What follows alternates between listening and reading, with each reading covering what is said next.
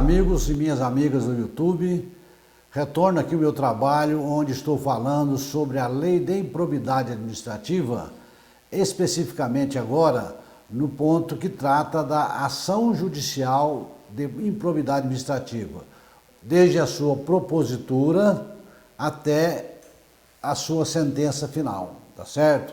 É esse assunto que nós estamos focalizando no momento. Já gravei um vídeo anterior falando sobre a primeira parte desse assunto, né, da propositura da ação de improbidade administrativa, e disse a vocês que esse assunto vem tratado na Lei de Improbidade Administrativa no seu artigo 17, nos seus parágrafos de 1º a 13 da LIA. E eu estou fazendo esse estudo da propositura da ação judicial de improbidade administrativa, fazendo alguns questionamentos a respeito da matéria e desenvolvendo a resposta com vocês, para vocês, a respeito do tema. Então, eu já fiz no primeiro vídeo alguns questionamentos que eu vou repetir aqui. O primeiro questionamento que eu fiz foi o seguinte: quem detém a legitimidade para propor a ação de improbidade administrativa? Em outras palavras, quem pode preparar uma ação de improbidade administrativa e levar até o judiciário para que ele decida? Então, nós vimos que tem que haver aquelas pessoas detentoras deste poder, né, que serão os autores da ação, não é? Então, tem que haver um autor. No caso, nós falamos que é o Ministério Público e o município. O segundo questionamento que eu também fiz no vídeo anterior foi perguntando o seguinte: contra quem este autor legitimado pode propor essa ação de improbidade administrativa? Nós já vimos que são contra os agentes públicos, não é isso? O terceiro questionamento que eu fiz: onde eu devo propor essa ação? Qual é o foro competente? Qual é o local onde eu vou ajuizar esta ação? Também já tratamos deste assunto.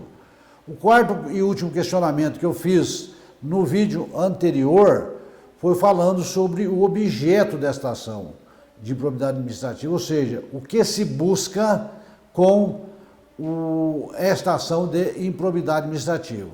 Então eu peço a você que não assistiu o meu vídeo anterior sobre a propositura da ação judicial de improbidade administrativa, a primeira parte, que assista esse vídeo para que você possa entender a sequência com esse segundo vídeo de hoje que eu estou gravando.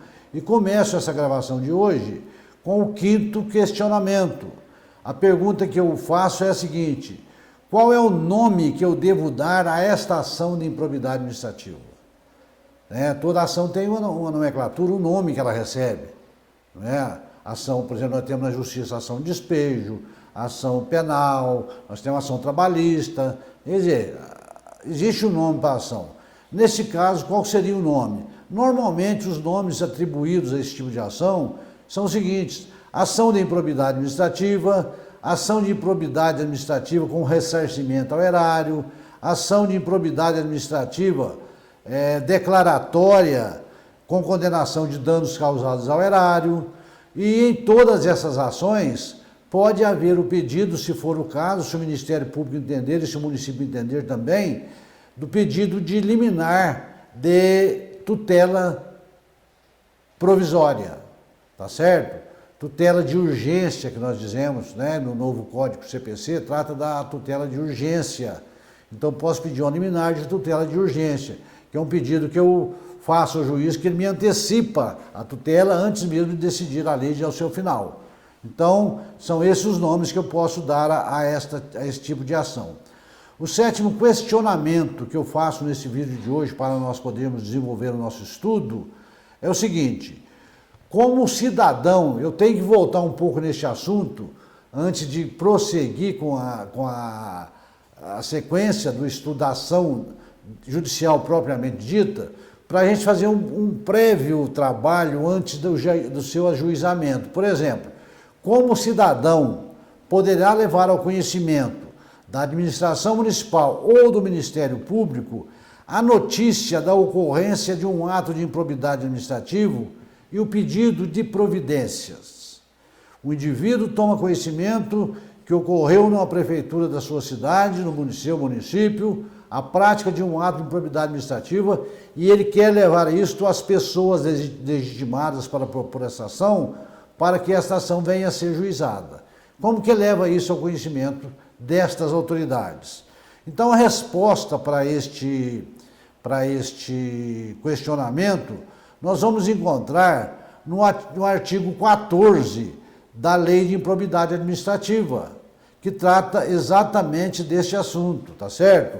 Este assunto sobre esta forma de levar ao conhecimento das autoridades a notícia da prática de um ato de improbidade administrativa e a denúncia sobre até dos seus autores, eu devo fazer seguindo-se o procedimento previsto no capítulo 6 da Lei de Improbidade Administrativa, nos seus parágrafos 1º a 15, ou melhor, eu devo estudar isso aí nos parágrafos 1º a 3º do artigo 14 e o artigo 15 da Lei de Improbidade Administrativa.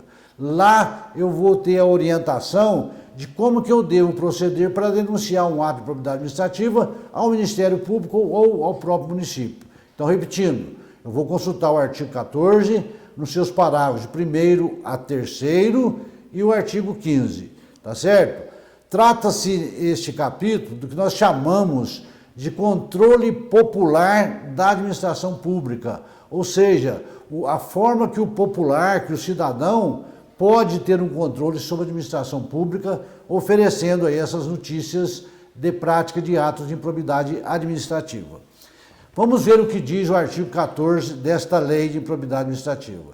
Diz o seguinte: qualquer pessoa poderá representar a autoridade administrativa competente para que seja instaurada a investigação destinada a apurar prática de ato de improbidade administrativa. Isso é o caput do artigo. Então vamos analisar este artigo agora.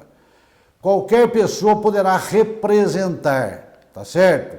Então esta representação é uma peça que eu vou elaborar, um requerimento que eu vou fazer, ou uma petição que eu vou fazer, ou ao município ou ao Ministério Público, narrando a prática desse ato de improbidade administrativa, indicando as provas que eu tenho, mencionando qual é o autor que praticou esse ato, ou os autores, e pedindo as providências.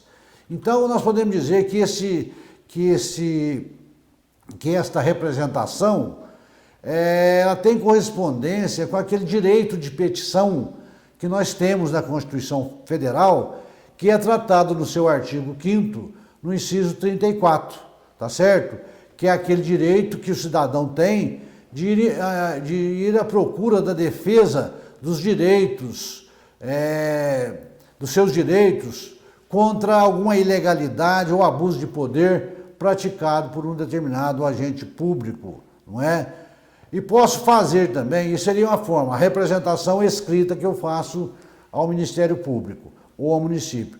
E posso também fazer essa denúncia, vamos dizer assim, deste ato praticado através do site do Ministério Público, através da ouvidoria do Ministério Público, que lá admite-se até a denúncia ou a representação anônima, aquela que a pessoa não aparece, tá certo? Faz-se a denúncia através da ouvidoria, preenche lá todos os dados que são pedidos, como se fosse uma representação mesmo escrita, dirigida ao município, mas aí é no caso dirigida ao Ministério Público, onde eu coloco todos os dados necessários para que o Ministério Público possa ter condições de agir e propor esta ação que eu estou querendo propor, né?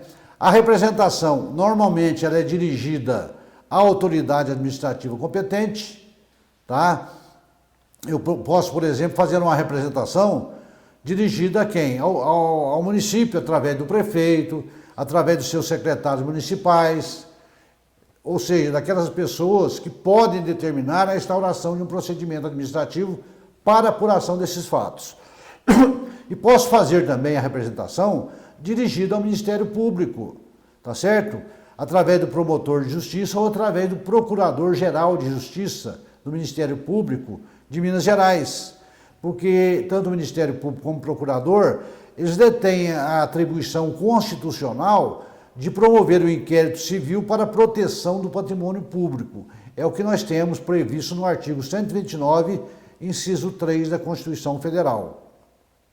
Então eu faço a representação dirigida à autoridade competente para que seja instaurada investigação destinada a apurar a prática de ato de improbidade administrativa. Se eu faço dirigido ao município esta representação, vai ser instaurado no município um processo administrativo para a apuração dos fatos que eu estou narrando, que eu estou denunciando ao município. Se eu faço a representação ao Ministério Público, o Ministério Público vai determinar que se instaure um inquérito civil ou um inquérito criminal para a apuração desses fatos narrados pelo denunciante ou pelo representante, para que se chegue ao autor deste ato ímprobo, e o autor que tenha praticado esse ato, se ele já não é conhecido, para que seja proposta a ação e para que sejam apurados ou responsabilizados essas pessoas. O parágrafo 1º do artigo 14 diz o seguinte: a representação que será escrita ou reduzida a termo e assinada. O que quer dizer a representação que será escrita ou reduzida a termo e assinada? Pode acontecer da pessoa fazer uma representação e apresentar de forma escrita ao município ou ao Ministério Público. Como pode um cidadão procurar o Ministério Público sem nenhum documento escrito, sem nada, e dizer que quer fazer uma denúncia sobre um determinado fato? Isso pode ser reduzido a termo, ou seja, eu posso ali tomar o depoimento dessa pessoa, que é o que eu chamo de reduzir a termo, colho o seu depoimento, ele assina e aquilo vale para o Ministério Público como se fosse uma representação. Só que chegou a ele de uma forma verbal e ele transformou aquilo numa peça escrita, né?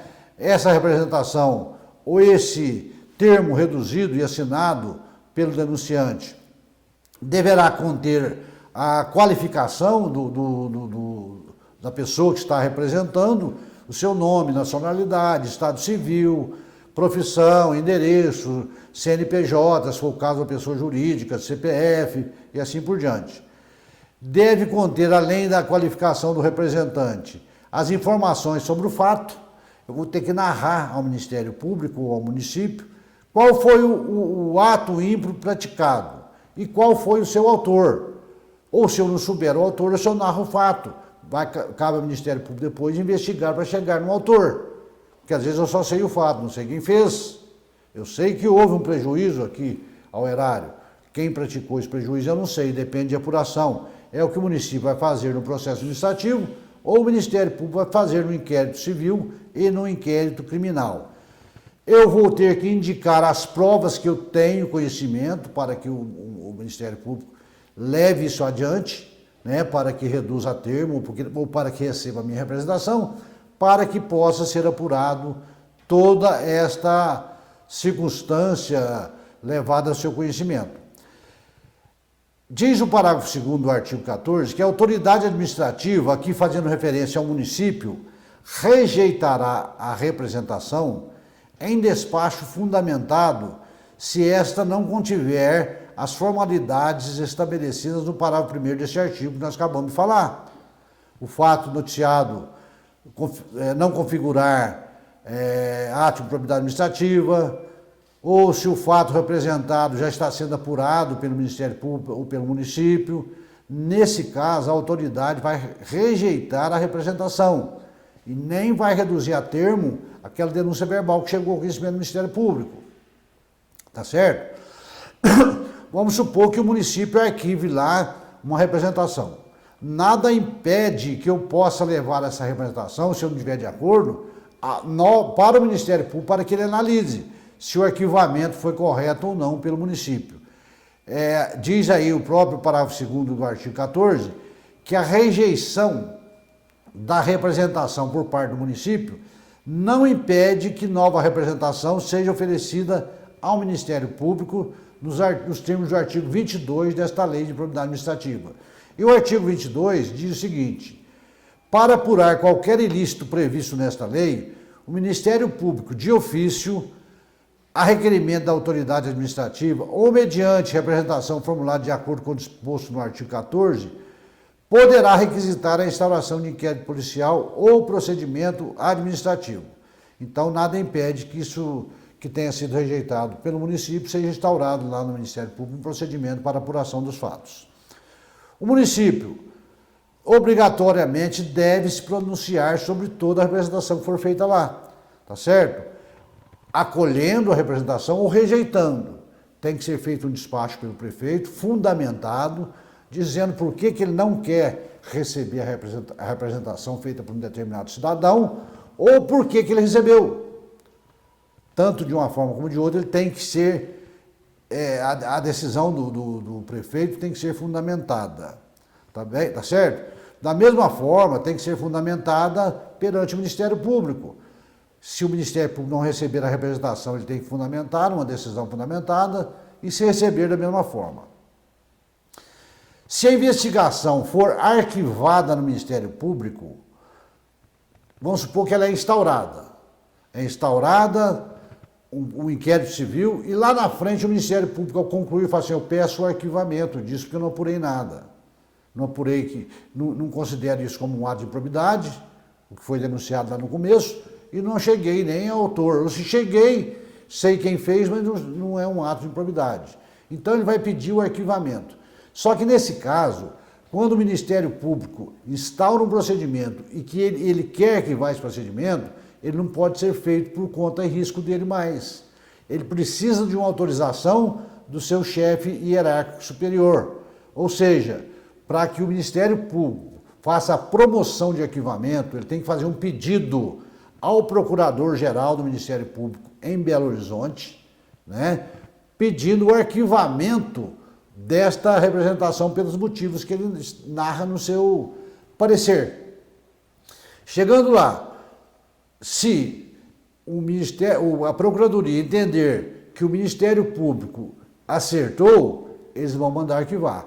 Se eles entenderem que o parecer do Ministério Público está equivocado, eles vão mandar prosseguir com a representação e, nesse caso, é nomeado um outro promotor de justiça para dar sequência nessa investigação, pois aquele que estava como titular desse inquérito já disse que não tem nada. Então ele não vai ficar convencido, razão pela qual tem que nomear um outro. Aí o próprio procurador nomeia o promotor de justiça mais próximo da comarca ou aquele que está acostumado a substituir a comarca.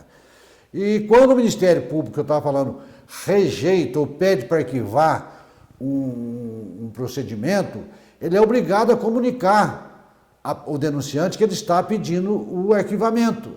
Ele é obrigado a comunicar ao denunciante que, por exemplo, que é o contrário, que ele recebeu a representação. Se ele rejeita a representação, ele dá um prazo de 10 dias para que o denunciante apresente as suas razões contrárias ao arquivamento, que vai subir junto com o processo para o procurador. Então, lá em cima eu vou ter um parecer do Ministério Público pedindo o arquivamento e as razões do denunciante contrariando aquele pedido de arquivamento. Aí sim o procurador decide, tá certo? E o parágrafo 3º do artigo 14 diz o seguinte: atendidos os requisitos da representação, a autoridade determinará a imediata apuração dos fatos que, em se tratando de servidores federais, será processado na forma prevista nos artigos 148 a 182 da Lei 8.112 de 1990, que é o Estatuto dos Servidores Públicos. Isso em caso de apuração vamos dizer assim, de atos disciplinares por parte do servidor. Em se tratando de servidor militar, de acordo com os respectivos regulamentos disciplinares. Tá certo? A comissão processante dará conhecimento ao Ministério Público e ao Tribunal ou Conselho de Contas da existência de procedimento administrativo para a prática de ato de improbidade. A comissão processante, ela é criada quando o município recebe uma representação, determina a instauração de um processo administrativo para apuração desses fatos e, para tanto, ele nomeia uma comissão chamada de processante que vai receber este processo e conduzi-lo até o final, que vai culminar com um relatório dessa comissão, narrando tudo que apurou e chegando a uma conclusão opinativa. Tem que ser um parecer conclusivo, dizendo, ó, houve a improbidade ou não houve a improbidade, sugerimos isso ou aquilo, tá certo? E assim que a comissão recebe o processo que instaura, obrigatoriamente já tem que comunicar ao Ministério Público que está sendo instaurado isso lá e o Tribunal de Contas.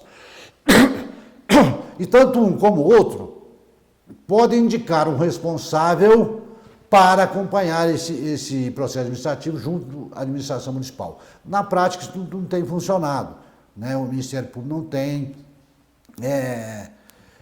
designado um representante dele para acompanhar isso lá. Tá? Por que comunica-se o Ministério Público que instaurou um procedimento ali administrativo? Porque essa mesma denúncia que veio para o município pode ser endereçada ao Ministério Público. E chegando lá ele vai rejeitar, fala rejeito porque já existe um processo administrativo apurando os mesmos fatos perante o Ministério Público, ou perante o município, né, respectivo. Então, nesse sentido, o Ministério Público vai ter condição de acompanhar esse trabalho que está sendo feito lá perante o município desses fatos que lá chegam e que são denunciados. Tá certo? Eu quis fazer uma colocação, antes de continuar falando da ação propriamente dita, judicial de improbidade administrativa, sobre essa fase um pouquinho anterior da representação, porque a lei de improbidade administrativa traz um capítulo só tratando deste assunto, tá? Então nós podemos dizer que nós temos uma forma de representar ao Ministério Público, ao município, que pode ser, ao município tem que ser escrita e ao Ministério Público pode ser escrita ou verbal. Se for verbal, será reduzida a termo. Nada impede que se reduza a termo também, acredito eu, lá no município. Porque a pessoa pode chegar, eu posso escolher o depoimento dela, o prefeito manda colher, pega a assinatura, ela assina e eu mando instaurar o procedimento administrativo. Com isso, eu encerro este nosso trabalho aqui, nessa segunda parte, falando deste assunto importantíssimo, de como o cidadão vai denunciar ao Ministério Público e ao município o ato administrativo ocorrido, que chegou ao seu conhecimento e que ele tem interesse que seja apurado. Tá certo? Então vocês vejam que a participação do cidadão brasileiro, né, na investigação é importante. Porque o Ministério Público, o promotor de justiça, às vezes está na sua sala fechado e não está sabendo o que está acontecendo lá fora, o que está acontecendo na administração. Só quem está próximo, quem procura vigiar mais de perto os atos administrativos municipais, tem condição de denunciar ao município, ao Ministério Público, aquilo que está errado. Daí a razão de ser este um instrumento que pode ser usado pelo popular, pelo cidadão, para apuração de responsabilidades. Então eu encerro aqui esse outro trabalho de hoje, tá certo?